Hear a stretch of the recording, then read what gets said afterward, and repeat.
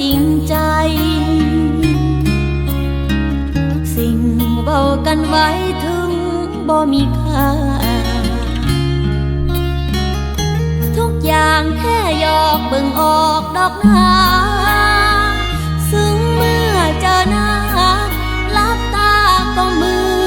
อนลืมกันป้อนเศษคำหวานค้างในความจำหลอกใจถลำลงตามคำมันว่าวหยอกสั้นบอกที่ว่าฮักกันตัวไปวันหากมันบ่มีแม่นบ่เจ็บย้อนรอน้องต้องทำใจจนน้ำตาซึมพอใกล้สิลืมอ้ายกลับหวนมาต่อเกี่ยวมาเว้าหยอกคือโทษผู้บอกตัวให้คือต่อจักน้อยก็ลอยลางไหลแบบนี้ละน้องคนบ่จริงจัง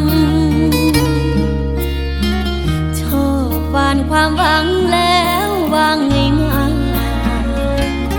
ๆอ้ายจบน้องเจ็บย้อนลืมบ่ได้ถ้าบ่จริงใจว่าให้คือโทษเฮ็ดหยัง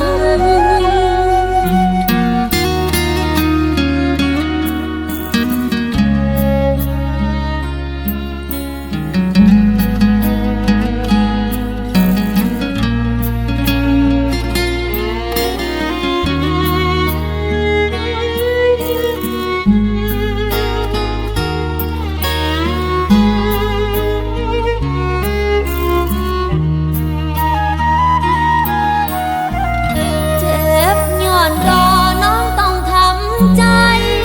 จนน้ำตาซึมพอใกล้สิลืมอ้ายกลับหวนมาต่อเกี่ยวมาเว้าหยอกคือโทษผู้บอกตัวให้คือต่อจักน้อยก็ลอยลางไหลแบบนี้ละน้องบ่จริงจังชอบหวานความหวังแล้ววางง่ายๆอ้ายจบน้องเจ็บย้อนลืมบ่ได้ถ้าบ่จริงใจว่าให้คือโทษเฮ็ดหยัง